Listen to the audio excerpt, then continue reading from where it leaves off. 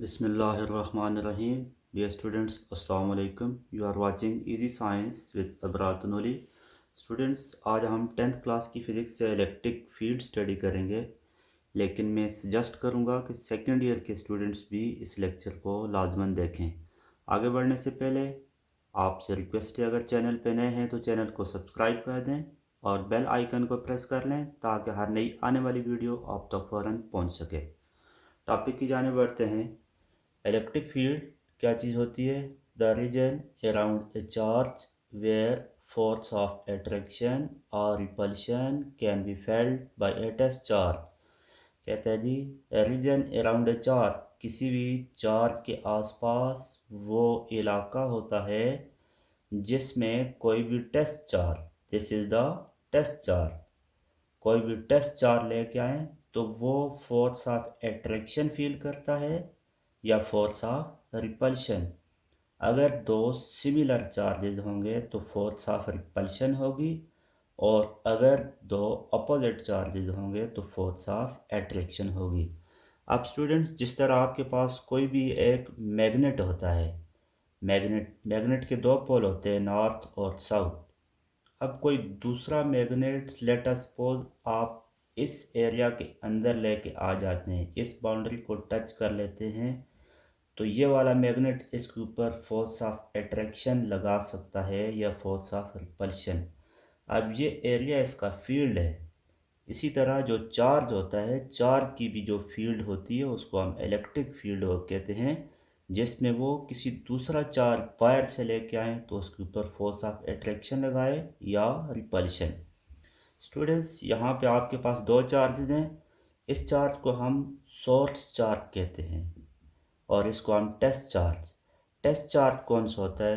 A small positive charge use to explore the field of source charge. ऐसा छोटा charge होता है positive charge. तो ये बात याद रखनी है, टेस्ट चार्ज को कन्वेंशनली, रवायती तौर पे हम conventionally it is always taken as positive, और इसका साइज़ हमेशा सोर्स चार्ज से छोटा होता है। टेस्ट चार्ज पहली बात क्या है? कन्वेंशनली पॉजिटिव होता है, और सेकंड वन, इसका साइज़ क्या होता है? सोर्स चार्ज से स्मॉल होता है। स्मॉल इसलिए लेते हैं ताकि ये इसकी फील्ड को डिस्टॉर्ट ना कर ले, ख़राब ना कर ले। कहीं ऐसा ना हो कि हम फील्ड तो इस चार्ज की मालूम करना चाहते हैं, टेस्ट चार्ज वायर से आप इतना बड़ा ले आए कि ये उसको खींचना शुरू कर दे। तो आपने फील्ड जिस चार्ज की एक्सप्लोर करनी है, उसके लिए जो टेस्ट चार्ज लाना है उसका साइज़ क्या रखना है? छोटा रखना है। तो ऐसा छोटा पॉजिटिव चार्ज जो सोर्स चार्ज की फील्ड को मालूम करने के लिए कि ये चार्ज कहाँ तक किसी दूसरे चार्ज पे फोर्स ऑफ अट्रैक्शन लगाएगा, खींचने की कुव्वत लगाएगा, या उसको रिपेल करेगा।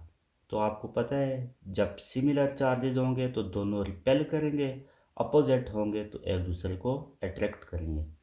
अब स्टूडेंट, इलेक्ट्रिक फील्ड एक कैसी क्वांटिटी होती है? It is a vector quantity. Vector इस वजह से होती है स्टूडेंट्स के ये चार्ज दूसरे चार्ज के ऊपर फोर्स लगाता है, तो फोर्स की एक डायरेक्शन होती है, और इसी तरह फोर्स का एक मैग्नीट्यूड भी होता है। डायरेक्शन तो हम always from positive to ah negative charge लेते हैं इसकी, और फोर्स का जो मैग्नीट्यूड होगा प्लस डायरेक्शन, दोनों मिलके इसको क्या बना देते हैं? Vector quantity. अब आ जाते हैं electric field lines. The path along which a unit positive test charge move in an electric field, वो पाथ जिसके along unit positive test charge move करता है। टेस्ट चार्ज जिस डायरेक्शन में या जिस पाथ पे मूव करता है, उस पाथ को हम कहते हैं इलेक्ट्रिक फील्ड लाइंस।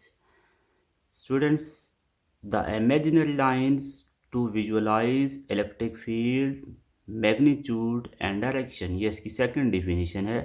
कहते हैं इमेजिनरी लाइंस, ऐसी लाइंस इमेजिनरी होती हैं, ख्याली लाइंस होती हैं, लेकिन याद रखें, these lines are imaginary but the field which they indicate is real.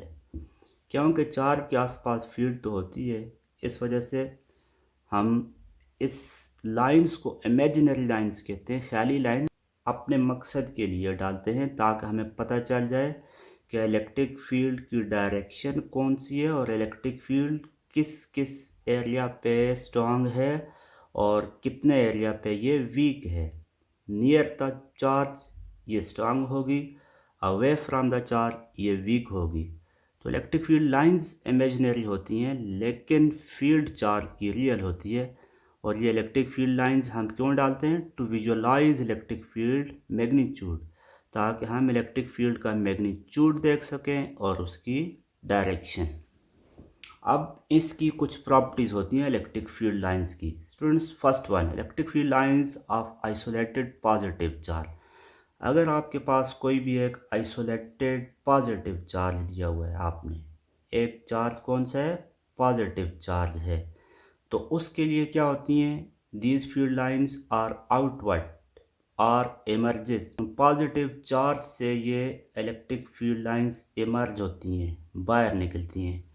देखें कैसे होता है ये। ऐसे आपके पास कोई भी एक सोर्स चार्ज है और टेस्ट चार्ज तो आप हमेशा पॉजिटिव लेते हैं। पॉजिटिव चार्ज उसकी फील्ड में आप लेके आए तो ये पॉजिटिव पॉजिटिव को क्या करेगा? रिपेल करेगा, रिपेल करेगा। ये रिपल्शन की वजह से इलेक्ट्रिक फील्ड लाइंस की डायरेक्शन आउटवर्ड होगी।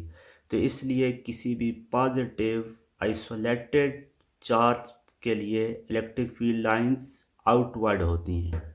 or you can say that these field lines emerges from the positive charge। Positive charge से ये field lines emerge होती है, निकल रही होती हैं।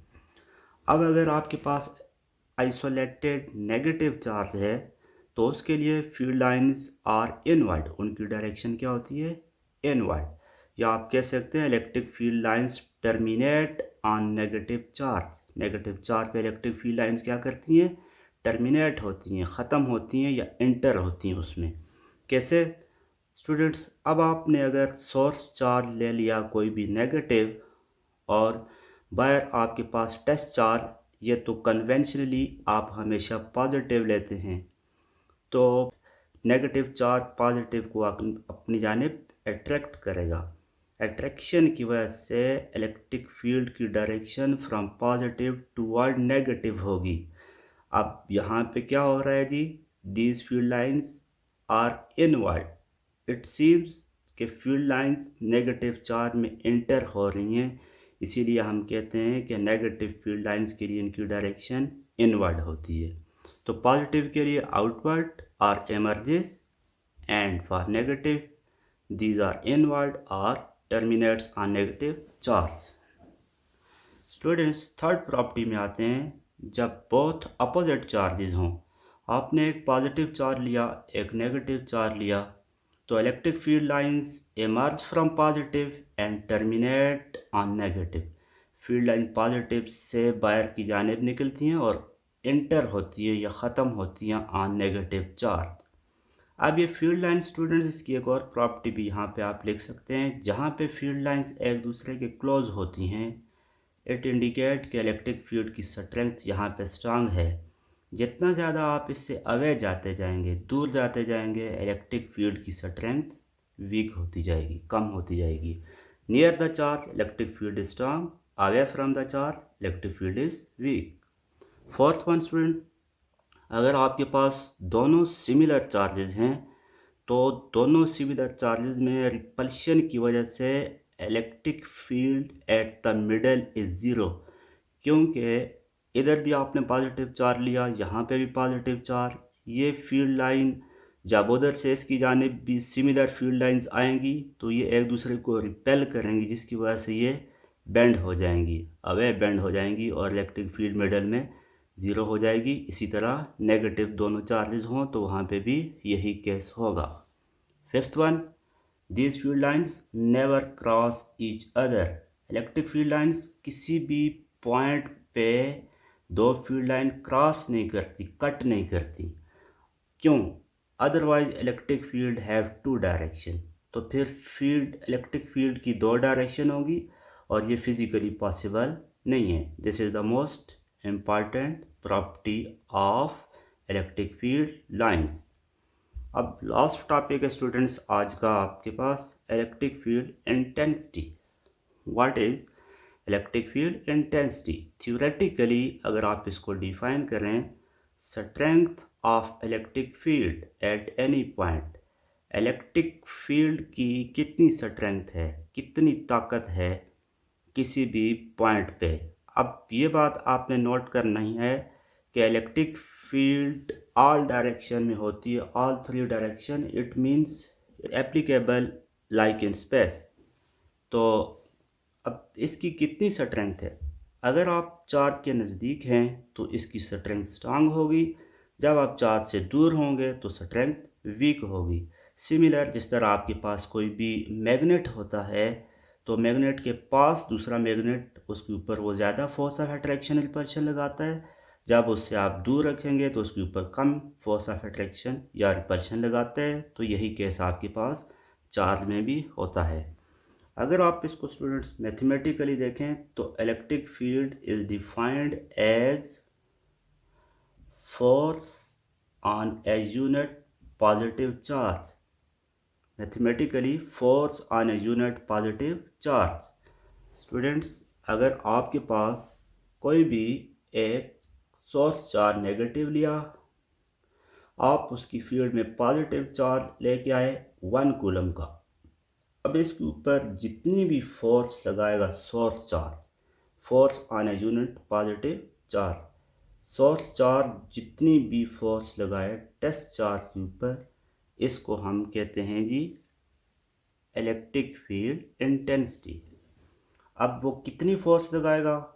जब आप इनको क्रॉस मल्टीप्लाई करते हैं तो F equal to E Q naught, E Q naught, इतनी फोर्स इसके ऊपर लगेगी।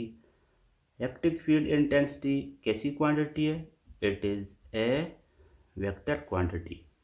और इसकी यूनिट क्या आती है, यहीं से हम निकालते हैं। फोर्स की यूनिट क्या होती है? न्यूटन। चार्ज की यूनिट कूलम। स्टूडेंट इसकी एक और यूनिट भी होती है, आगे आप नेक्स्ट टॉपिक में पढ़ेंगे। पोटेंशियल डिफरेंस होता है work done per unit charge. Potential difference की यूनिट आपके पास वोल्ट होती है। वर्क को आप लिख सकते हैं F.D डिवाइडेड बाई Q। अब फोर्स की यूनिट न्यूटन और डिस्टेंस की यूनिट मीटर, चार्ज की यूनिट कूलम। इस साइड पे आपके पास क्या है? वोल्ट। अब मैं अगर स्टूडेंट दोनों साइड पे मीटर से डिवाइड कर लूँ, इधर से मीटर कैंसिल, इस पे नीचे आ जाएगा, यहाँ पे मीटर यहाँ से कैंसिल, तो न्यूटन पर coulomb is equal two volt पर मीटर। तो आप लिख सकते हैं न्यूटन पर coulomb is equal two volt पर मीटर। इसकी ये दो यूनिट्स होती हैं। स्टूडेंट्स उम्मीद है आपको आज का लेक्चर समझ आया होगा। किसी किस्म का कोई भी क्वेश्चन हो तो आप कमेंट सेक्शन में अपना फीडबैक दे सकते हैं। आज के लिए इतना ही। अल्लाह हाफिज़।